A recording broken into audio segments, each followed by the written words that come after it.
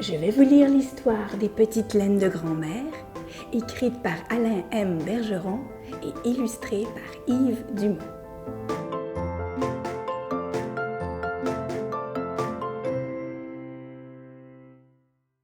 Quand grand-mère commence à tricoter, elle aime chanter. Elle dit que ça l'aide à se concentrer.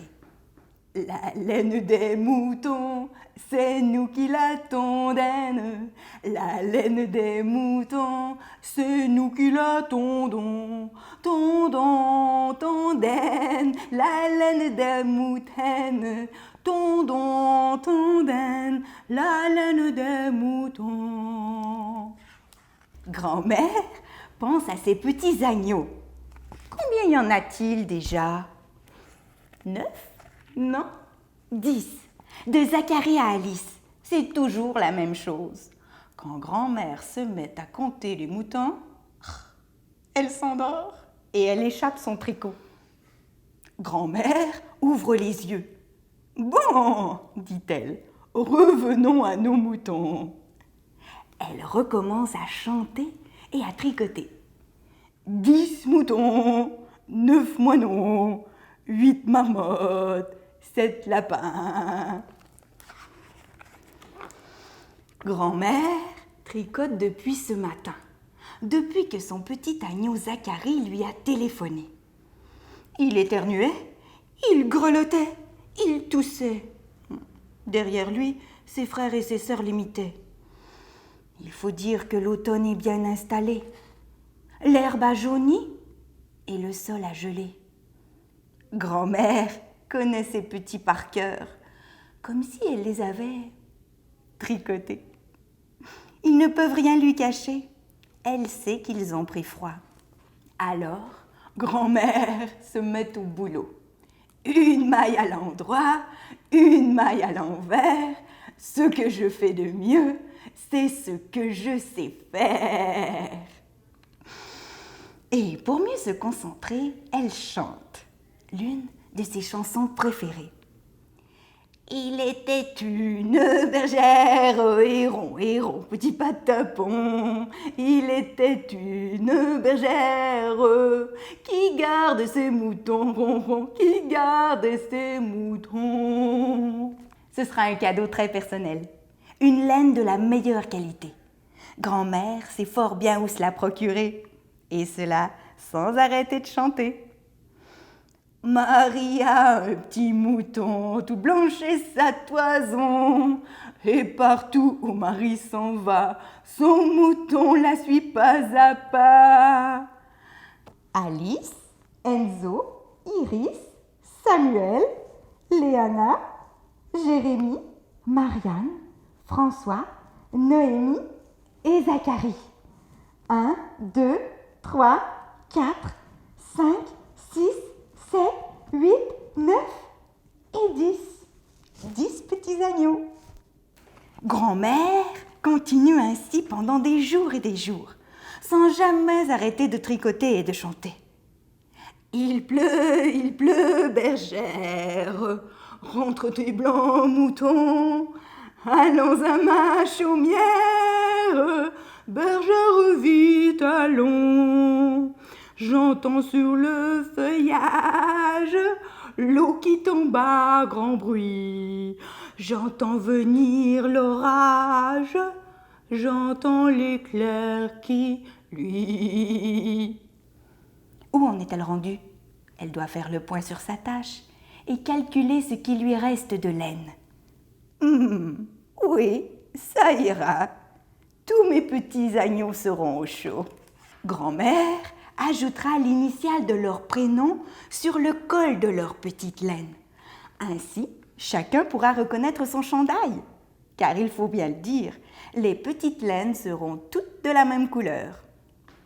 Comment pourrait-il en être autrement d'ailleurs? Grand-mère ajoutera une poche à la petite laine de Zacharie pour y cacher ses billes. Pour Alice, qui adore les fleurs, elle brodera une marguerite côté cœur.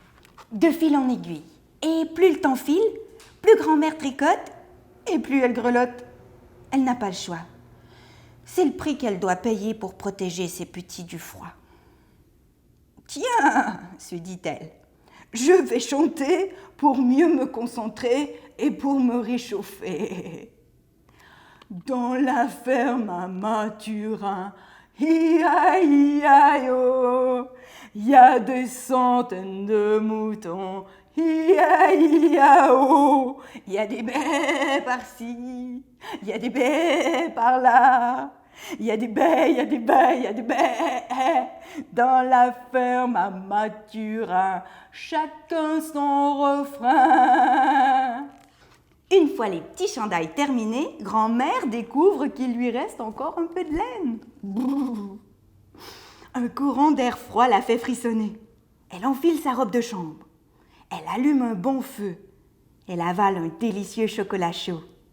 Puis, elle reprend ses aiguilles et chante. Il y avait des crocodiles et des orangs-outans, des affreux reptiles et des jolis moutons blancs. Il y avait des chats, il y avait des rats.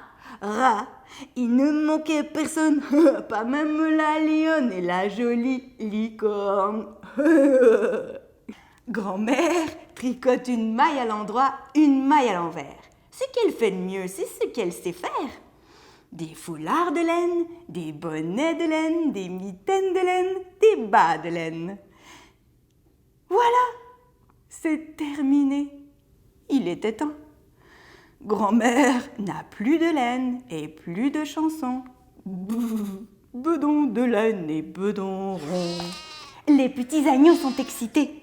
Grand-mère a dit qu'elle a une surprise pour eux.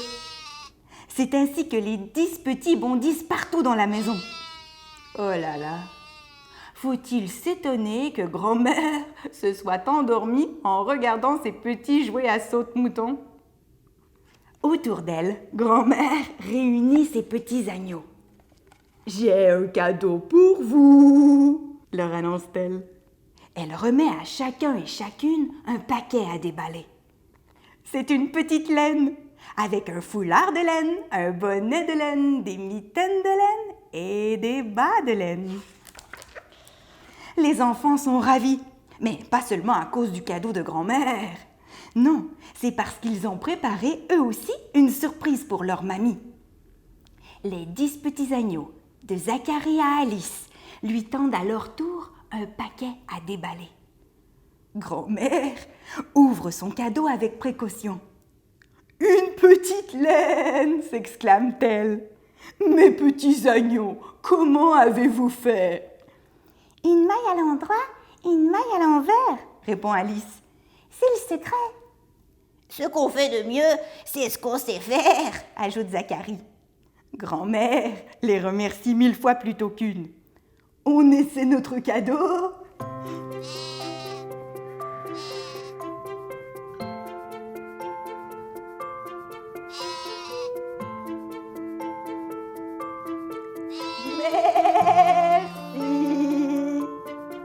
As-tu remarqué, dit Zacharie à sa grand-maman, j'ai ajouté une poche pour y cacher des billes. Alice tire sur la manche de la petite laine de grand-mère. Et moi, j'ai brodé une fleur, côté cœur. Grand-mère leur sourit et elle leur tend les bras à ses petits agneaux. Allez, venez me faire un gros câlin. Grand-mère savoure pleinement ce grand moment de bonheur. Il n'y a pas à dire, mes chéris.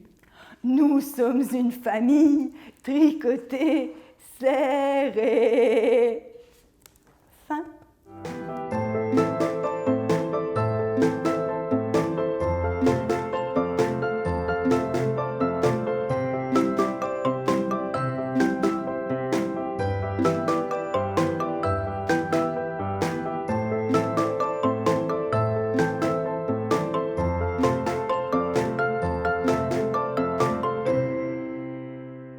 Vous pouvez retrouver cette belle histoire dans votre bibliothèque.